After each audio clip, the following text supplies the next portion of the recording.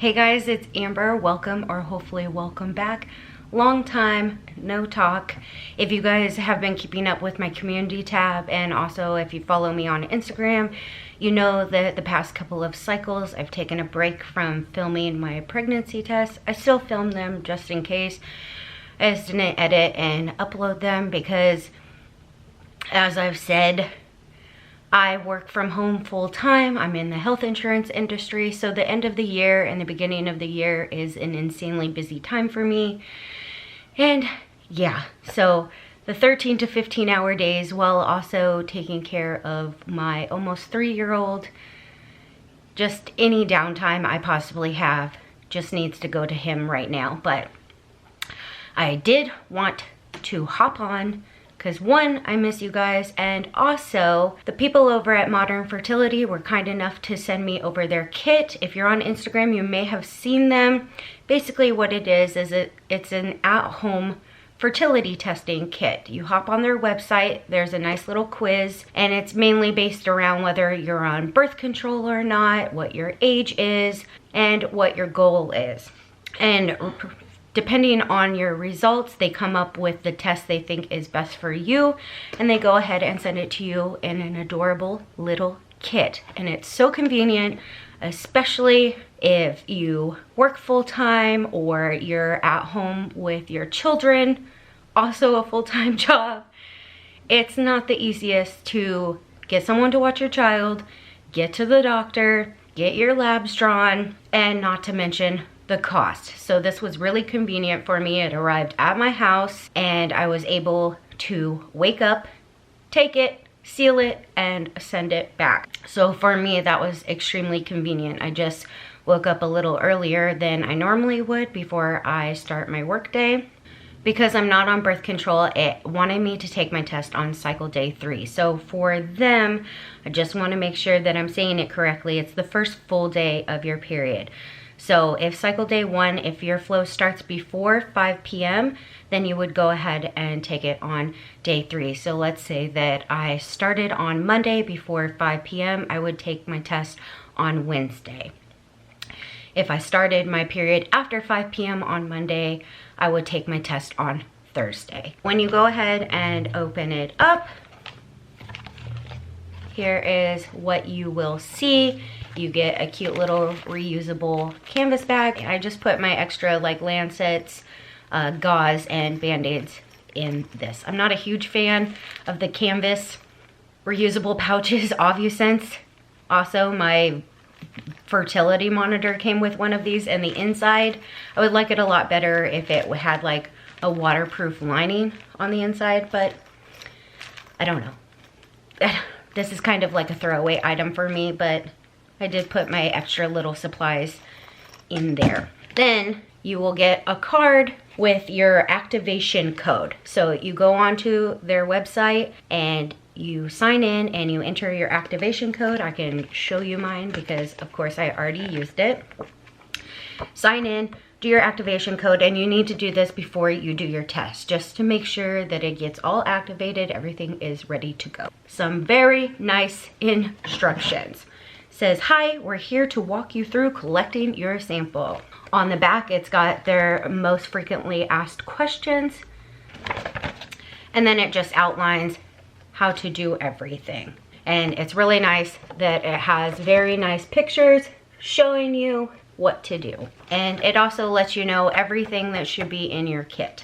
So not only is this nice because I'm a very visual person, I don't know about you, I really love the pictures and the detailed information, but on top of that, they have so many helpful videos on their website that walks you through everything. There's frequently asked questions, it shows you the best way to get a sample, the location you should prick your finger. Their instructional video was perfect.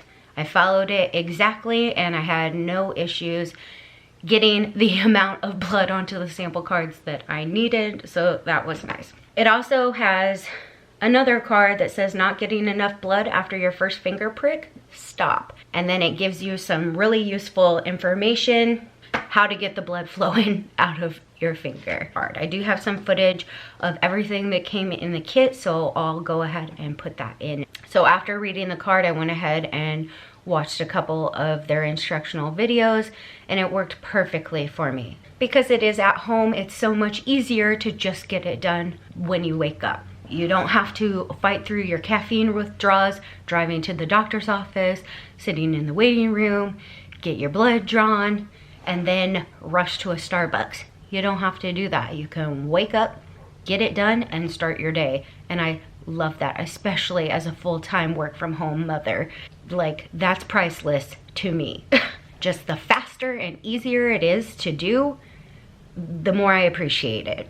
And it tells you on the instructional videos the best way to do the lancet. So if you're interested, you can go and check those out. If you're scared of pricking yourself, etc.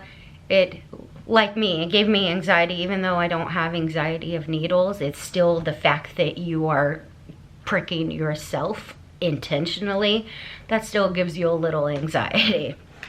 So the instructional videos were really great. It made me feel confident in how to do it, and I just followed the instructions and it worked so well.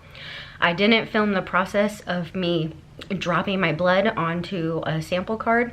Sorry about it. Gross. I don't know. Some of you might be into that. I would probably still watch it. But yeah, I didn't do that. First of all, it was first thing in the morning before I was about to start my work day and then get my child out of bed. So I wasn't looking my best. So I just wanted to get it over with so that I could get caffeine in my body. Because I followed the instructions that were so helpful, it was really easy for me. I started with one card at a time, filled the sample square with drops of blood, and you don't want to rush. If it's not coming out, I found that if you massage your wrist and then you run your thumb up to the finger with the drops, or just give a nice little massage to warm it up, the drops will keep coming again. So definitely take your time. It says that it can take up to 20 minutes to get the amount of blood you need on the sample card. So give yourself grace. I know it's an anxious thing. You don't want it to dry while you're still trying to get blood on it.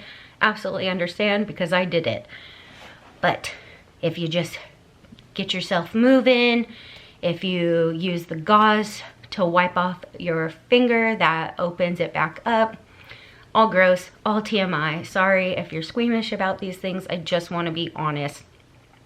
So when you're sitting there trying to get drops of blood, it's gonna coagulate as it should, right? When you have a wound, you want it to stop bleeding. So if that happened, I would just take my gauze or my alcohol wipe and give it a nice little swipe and massage my finger again to get the blood drops going. And it was really easy. It's not painful at all. Of course, when you do the lancet the first time, you are gonna feel a little prick, but it wasn't bad at all. I was just patient and kept it moving until I filled both cards to the line. Then I set the cards aside. You wanna give them at least an hour to fully dry. So then they give you a little pack to put your sample cards in. You get one for each sample card, and it basically just has the little silica packets in it to make sure that no moisture gets in there and interferes with your sample, and it keeps it nice and airtight in there. And then they also provide you with a bubble mailer and a return shipping slip. So that's all included. So all you gotta do is put those 2 sealed packs, 1 or 2. For me, like I said, it was 2. So I put both of those sealed packets into my return bubble mailer, slapped on the sticker, and put it in the mail. And then they are nice and they go ahead and send you an email when the lab has received your sample. And they let you know it will be about 7 business days, and they'll let you know when you get your result. So that brings me here to today. I got my results a couple days ago. I posted it on, I think, my community tab and Instagram. If you're not following me, I highly recommend you do, especially since I've been taking a break from uploading and filming. I keep you guys up to date with everything during my cycles, and also you get to see my family and just get to know me a little bit better, because I post personal stuff too, not just TTC. So if you wanna get to know me a little better and stay in touch with me, definitely follow me at FieldsFam_vlogs. I'll put it right here. So I posted a couple days ago that I got the email saying that my results are in, and I don't know what happened. I was so excited for my results, but it's like the second that I got the email that said that my results are in, just a panic set over me. I don't know, I'm caught in between this place where I really need to know, because I'm on cycle 13 right now, and I never thought with how easy my son was that we would ever be on cycle 13. So I'm at a point where I need to know if something's wrong, but also I don't want to know. And I'm sure a lot of you who have gone through any sort of fertility testing with your doctor or done a at-home kit like I did, I'm sure you can relate. Like, you need answers, but at the same time you're scared of those answers. But I think it's better to know than to not know, so we're gonna rip off the band-aid and I'm gonna go over the results with you guys. I haven't looked at them. That's why my neck just like disappears just as the anxiety creeps into me. Just my neck disappears. So I haven't looked at them. I'm gonna look at them with you guys right now. I'm gonna take a sip of my half-calf coffee.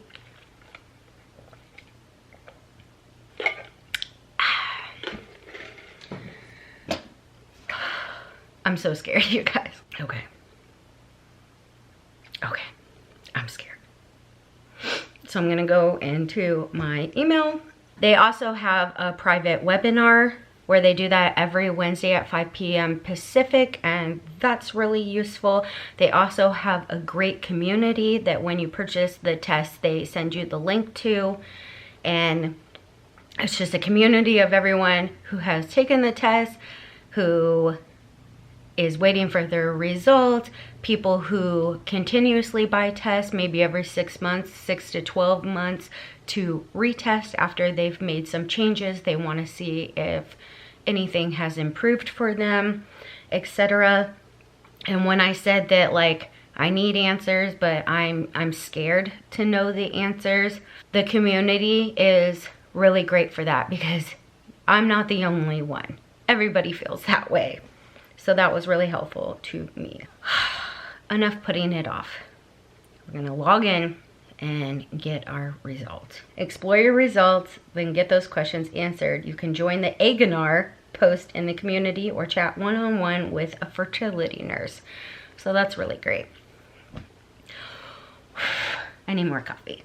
And if I didn't say it already, excuse the mess in the background. I'm not gonna pretend like my house is clean, because it's not, so. I'm a real mom. No offense to everyone who loves their house clean. Totally get that. If my house is clean, my anxiety goes way down, but I'm not gonna pick up and pretend that my house is always perfect, because it absolutely is the complete opposite. My house is a disaster, and then by the time that Casey goes to sleep and I can start picking up, I don't want to. So there's a little honesty for you. Okay, we're procrastinating. Okay, ready? I'm not ready, but okay, we're gonna click it. Learn where you are and what you can do. You'll see a customized results summary and physician-reviewed reports on ovarian reserve, ovulation, and menopause. It basically checks your egg reserve. It lets you know if you're flagged for any fertility health conditions such as PCOS, PCOS, and it also lets you know if you may have an indicator for early menopause. So even if you're not trying to conceive right now, it's a really great test to take, because it lets you know where you're at, and you can base your timeline of growing your family off of your results. So say we weren't ready right now, but it said that my egg reserve was low. That would make me rethink my timeline. But as you know, we've been trying to conceive for the past 13 cycles. So let's go. Track your fertility over time. We'll plot your hormones on interactive graphs so you can see what's changing. Stay one step ahead. Always download lab results to take to your doctor and start the combo. Hormones don't tell you everything, and your doctor can help. So that's the other great thing, is that you can download and print your results, and it opens up that conversation with your doctor. So you can go to your doctor informed, know exactly what you want to talk about. You don't have to make 2 trips. You don't have to go and discuss what you want to do, get your labs drawn, and then go back to discuss and come up with a game plan. You can go to your doctor already with your results and say, here's what's going on. What can we do? Love that. Your hormone levels. Okay, I'm scared. Oh, I'm so scared. I'm scared. Here we go. Okay. Your hormone levels for 2020. My AMH. I'm gonna have to look at what these are because, as you know, I'm not a doctor. Okay, so the first one, it says my AMH is a 3.42 ng/ml. Anyway, so let's see. Can I just click on it? Yay! Okay, never mind. You can just, I'll try and show you guys. You can just click on it and it will tell you what it means. That's convenient. AMH, a hormone produced by the follicles in your ovaries that surround each egg. Mine is normal. So like I said, it's a 3.42.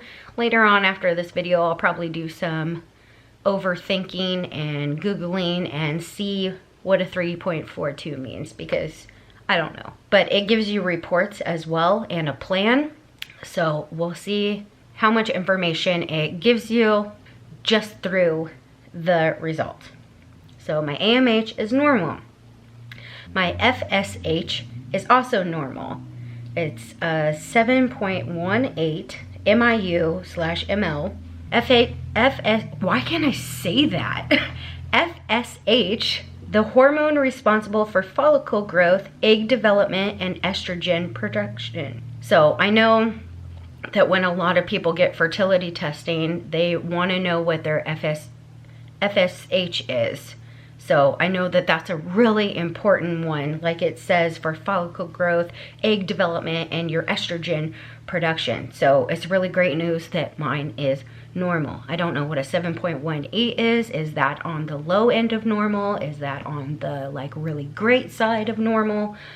We'll have to see what the reports say. My E2 is normal at 28.1. E2, a form of estrogen produced primarily by the follicles in the ovary.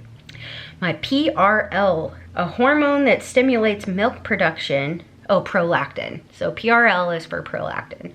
A hormone that stimulates milk production and pauses ovulation while you are breastfeeding. Obviously, I am not breastfeeding. Well, not obviously.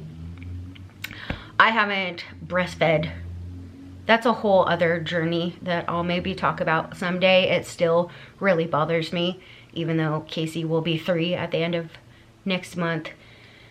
It was just a really, really dark time for me, my breastfeeding journey with Casey. So as you can see, I get instantly emotional about it. And I drove myself so crazy trying to make it work that I went to a very bad place. And yeah.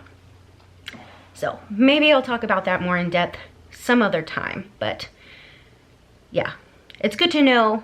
Obviously, I wasn't producing enough prolactin when I needed to, so it's good that it's normal. So since I'm not breastfeeding, that one doesn't really mean anything to me because I know it's not affecting anything. But just so you know, normal, mine is 10.38 ng/ml. Was that nanograms and milliliters?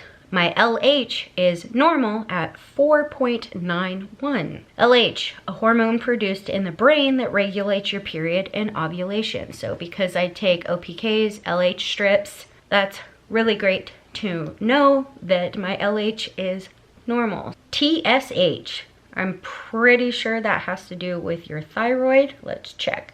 a hormone produced in the brain that signals to the thyroid to produce other hormones like FT4. So mine is normal at 3.08. That's really good to know, because as we are all learning, the thyroid function has a lot to do with reproduction and how your fertility hormones are balanced. Not only your fertility hormones, your hormones in general. If your thyroid isn't functioning properly, it causes a whole mess of problems for your whole system. So it's really great that mine is normal. Like I said, I'm gonna go and see what the ranges are, like if I'm on the close to bad side of normal, or if I'm like in the really great part of normal. My FT4 is normal at 0.93. FT4, a hormone produced in the thyroid that supports metabolism and thyroid health. My total T is also normal at less than 0.1 nanograms milliliters. The amount of free and bound testosterone in the bloodstream. So that's really good to know. And I think that that one might correlate to the risk of PCOS. Please forgive me if I'm wrong. There's a good chance that I am, but I know that obviously you don't want to have too much testosterone as a woman. So it's really great that mine is less than 0.1 and it's considered normal. So then you can download your levels for your doctor, and you can also look how the labs got their results. Labs use reference ranges to determine if your levels are low, normal, or high. So it's great that all of mine are normal. There we go. My neighbors on my cul-de-sac are gonna be able to see me through the window. Of course, there's my neighbors right outside. I'm in the guest room. As you can see, we're not using the guest room for what we hope it's gonna be for in the future, which is a nursery, but my son's having quiet time in his room. My bedroom is a disaster, and plus I would just have my two cats wanting to steal the show. So we are in the guest room, and I'm sitting in front of the bay window, and to get some lighting in here, I had to open the shutters. So hopefully they don't look in here and think I'm crazy. Anyways, it lets you know if your levels are low, normal, or high, and it's really amazing that all of mine are normal. It's kind of bittersweet though. And I know a lot of you feel the same way. A lot of you who have been trying and trying and trying to conceive, you almost want something to be wrong, as weird as that is, because at least it's an answer. So I don't know if it's because of my age. I just turned 33 in November. I don't know if what it is, you know, like why it takes healthy couples 6 to 12 months to conceive, and here we are on cycle 13. It hasn't been a year yet, because some cycles, sometimes you have 2 cycles within a month, etc. You know how life works. So my year mark, I think, is February, I think like Valentine's Day. I'm a Valentine's Day baby. Yeah, I know it's sometime next month in February that will be the 12-month mark. So anyways, yeah, so I know a lot of you guys can relate. So while I'm happy that everything's normal, at the same time I'm kind of like, then what's wrong? Like, nothing's wrong according to the results. Like, everything is great. So why isn't it happening? And now I'm kind of in that thought process. Like I was saying, you almost want something to be wrong so that you have an answer and you can make a plan. I'm not sure if one of the tests had to do with egg quality. Yeah, there was AMH, which is the hormone produced by follicles in your ovaries that surround each egg, and then FSH, the hormone responsible for follicle growth, egg development, and estrogen production. So mine was normal, so I don't know. I was kind of hoping that, like, oh, well, if you need a little help with this, maybe taking a Clomid or letrozole for a few cycles will make all the difference. So I don't know. I'm in a bittersweet moment right now. I'm glad that nothing is like horribly wrong. So I'm very thankful for that. But at the same time, still wanting some form of answer why we're in cycle 13 with no baby. So maybe we can start blaming Marty. Let's just blame him. It's all his fault. I'm just kidding. But maybe not. We do all these things. We take supplements, we change our diet, we decrease the amount of caffeine, we like don't partake in adult beverages as often, etc. I just feel like we do so much to plan, and it's like, boy, take some supplements, man. Like, that's all you gotta do.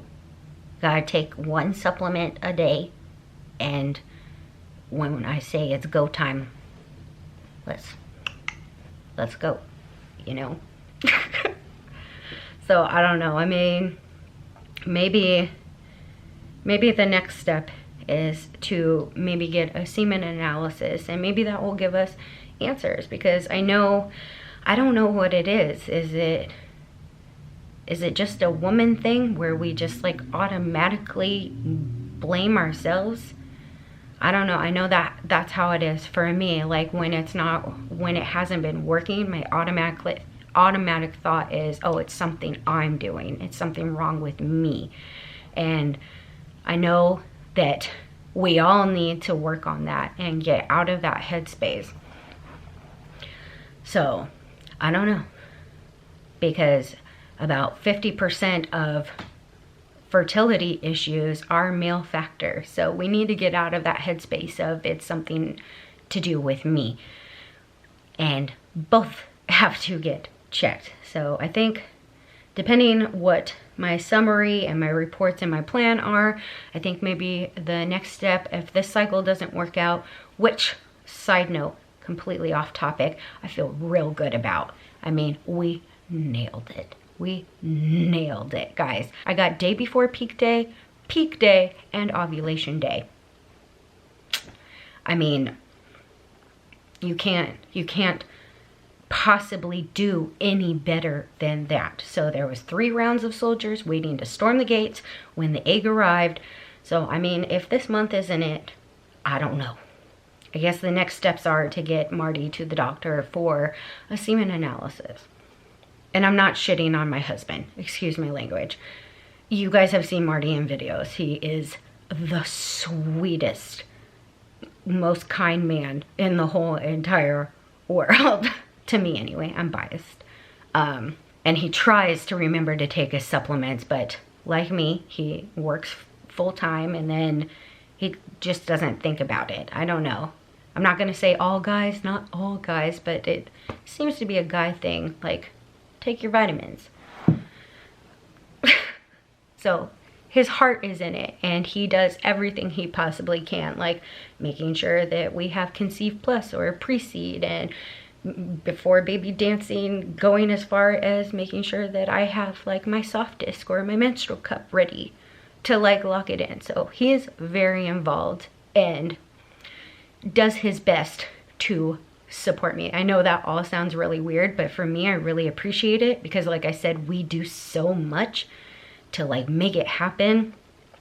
So just the fact that he makes sure that like we have everything we need and he knows the plan, etc. So again, I'm not shitting on him, but like take 1 vitamin a day, please.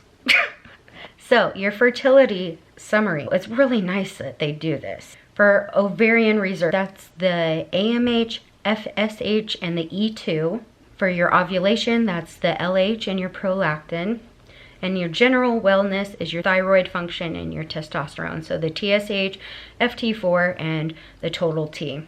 So my outcome of those 3 tests for my ovarian reserve suggests that I have an average number of eggs for my age. So that's really great news. Now the question is, what is the quality of those eggs? It says you may reach menopause around the average age of 51. Not too far away. What is that, like 18 years? 18 years for me, I'm 33. 17, 18, yeah, 18 years until I hit menopause. Oh, this is nice. I might try to do a screen grab, or I'll just tell you. But remember how I said I was going to check the ranges to see where I land on the graph? They actually include it for you. So that's nice that you don't have to like keep going back and forth to Dr. Google to see where you are. So your AMH is normal. This means you may have an average ovarian reserve for your age. And yeah, obviously as you age, your AMH goes down about this graph. Okay, so that's nice. You can hit the little information thing and it will says, wait, I have a question, which I do. My results are at the higher or lower end of normal. What does that mean? If your result is within the normal range, we always say that normal is normal. If your result was outside the normal range, we would have tagged it to reflect that. A reference range is calculated from hundreds of data points from women who are near your age to reflect the full range of what's considered normal for 95% of the healthy population. What does normal mean in relationship to my age? Your AMH, FSH, and E2 levels will change over time as you age.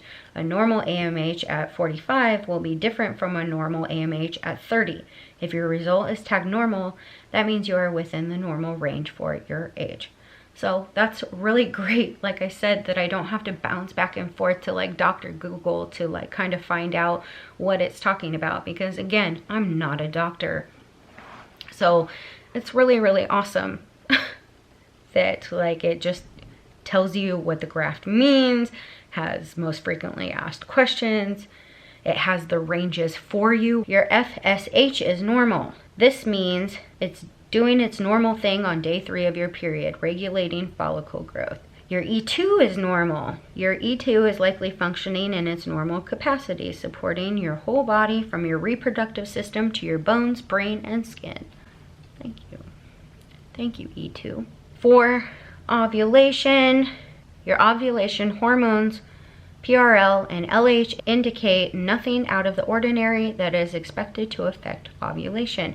And as you guys know, I use the OvuSense vaginal fertility monitor to confirm if and when I am ovulating. I knew that that wasn't going to be an issue, because even before the OvuSense, I was using just a cheap $8 BBT thermometer from Target, and I would still graph everything, and I've never once not confirmed that I ovulated. There was one cycle that was a little iffy in the past 13 cycles, but every cycle I've confirmed that I ovulated. Your PRL is normal. This means PRL is doing its normal job, regulating your behavior, immune system, metabolism, and reproductive system. Your LH is normal. This means that my LH is not doing anything out of the ordinary and is playing its role in your menstrual cycle as expected. So that goes along with me confirming ovulation. Every month I do get a positive LH surge, and then I do use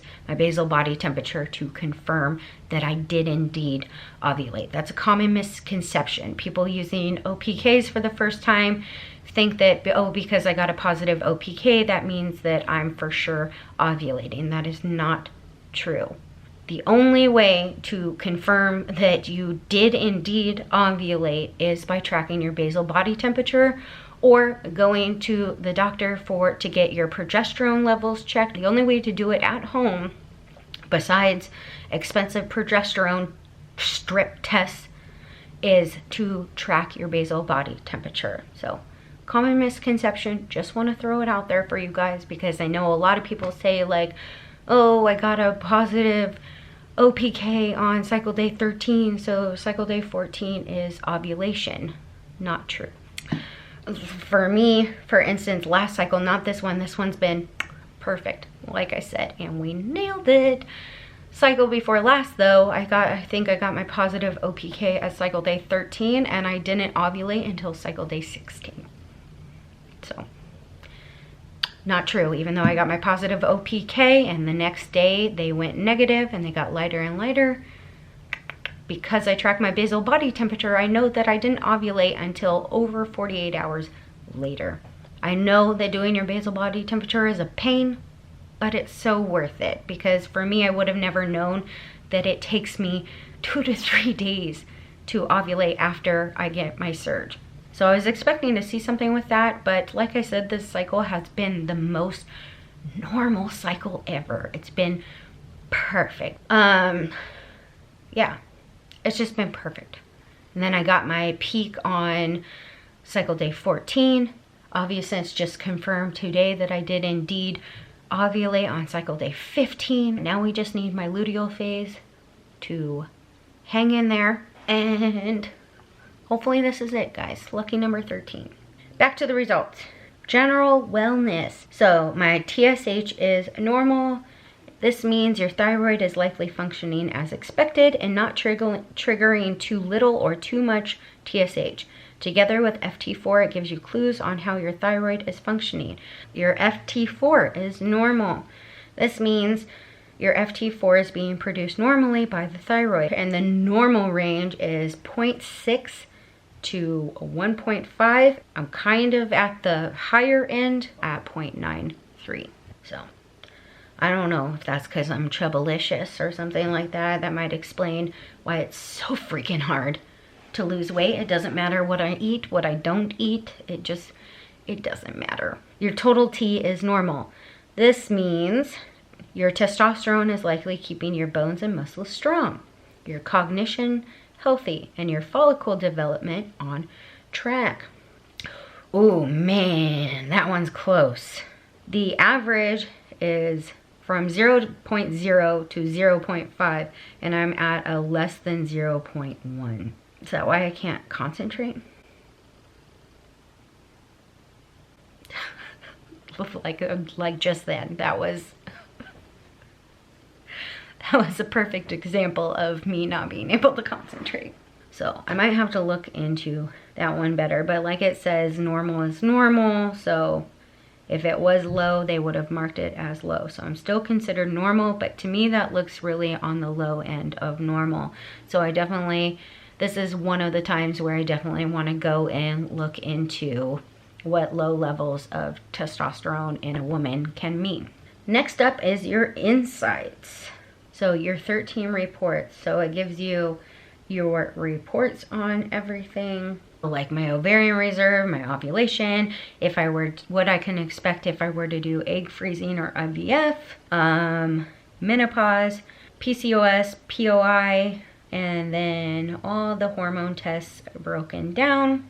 And it just gives you reports like based on your results and what your takeaways are. So this is how we would do a plan. So what type of plan are we building here? I would be having a baby with a partner who has sperm. When are you thinking of getting started? I'm currently trying. So it says that it wants me to take my second round of testing in December 2020. That would be in 11 months. So it is looking like every 12 months they want you to redo your testing just to see if things have gotten better or if unfortunately they're getting worse. So that way you can kind of reevaluate and replan. It said it's basically mentioning my TSH, so my thyroid function. I've always thought that I had a problem with my thyroid. A lot of you guys have asked me if it's like my thyroid. My thyroid has been tested so many times I cannot even count. But just everything that I ever go through points to thyroid function. But every single test that I've ever had just comes back normal. Like even this came back normal. And I don't know, man. But this is mentioning my TSH. So maybe they found something that many years of doctors didn't. Reproductive endocrinologists recommend monitoring TSH levels greater than 2.5 before trying to conceive. Your goal is a TSH less than 2.5 in the first trimester of pregnancy. We recommend discussing your levels with your doctor. Checking in on your hormones over time lets you track your unique fertility. So my TSH was a 3.08. That's definitely a talking point that I can take to my doctor. Maybe every time that I've ever gotten my thyroid checked, like maybe they didn't have me come in on day 3 of my period. Like maybe that really matters apparently, and maybe that's why I've gone years without an answer for why I have some of the issues that I do. So even though a 3.08 is normal, apparently you want it to be less than a 2.5. That's definitely a talking point that I can take to my doctor when I finally get a new one, when I'm finally not working 15-hour days with a small child. Like I said, you don't want anything to be wrong. All my reports are normal, but at least it did give me something to keep an eye on and to discuss with my doctor. So I'll definitely download those reports, and when I finally find a new doctor that has some sort of compassion or a bedside manner, I can take the results to them and let them know that I definitely want to keep an eye on my thyroid function. Before my neighbors think that I'm legit crazy and it gets any darker in this room, I'm so sorry for the lighting. I've lost the sun talking for so long, but I just wanted to make sure that I really went over the results with you and let you know how worth it is to get this kit. Like, I'm so happy. Anyway, so out of all of this, everything's normal, nothing horribly wrong. That's a blessing in itself, but it did let me know that in the next 11 months, I should do a second test, and especially for my TSH, which was greater than the 2.5 that they'd like you to be during your first trimester. So we'll definitely keep an eye on that. I know that when I was pregnant with Casey, they checked my thyroid multiple times. So I don't know, maybe it's always just been a problem. Maybe I need to ask more questions. Probably. I have anxiety. I don't like to talk to people in person. It scares me, but that's on me. So I need to be my own best advocate. Anyways, I've talked way too long, way too much. But if you guys have been here for a while, I know a lot of you guys were curious to see what my results would be. And so I just wanted to make sure that I went over them and I shared with you. So I'll leave the link for Modern Fertility down below. I don't know if I have a link or a discount code of anything. I'll reach out to them and I'll ask. I think I did have a link. I don't think I get anything for it. It's just letting them know, like, oh hey, sending her that kit was worth it because people are interested. I don't know. They were super kind to send it to me and I really appreciate it, and this gave me a lot of comfort. And I'll definitely go over these with Marty and discuss as a couple what we think our next steps will be, but I'm just hoping that this cycle is the cycle. Like I said, I feel really, really good about it, so yeah. But it's always good to go and get checked to make sure you're healthy. If I have a link or if I have a code, I'll let you guys know about it. It will be in the description down below, and it's really great, and you can just take the quiz with no obligation and it will just let you know what testing they think that you should get done. So if you stuck around this long, I really, really appreciate you guys, and thank you so much for being here. Pregnancy testing is coming up soon. I'm 5 DPO today, so within the next like 3 to 4 days, I will start filming pregnancy testing, and I'm super, super excited and hopeful. And whether you've been here for a few videos or right from the very start, I love you guys so, so much, and I appreciate you more than you could ever possibly know. Thanks so much for watching, guys. I'll see you next time.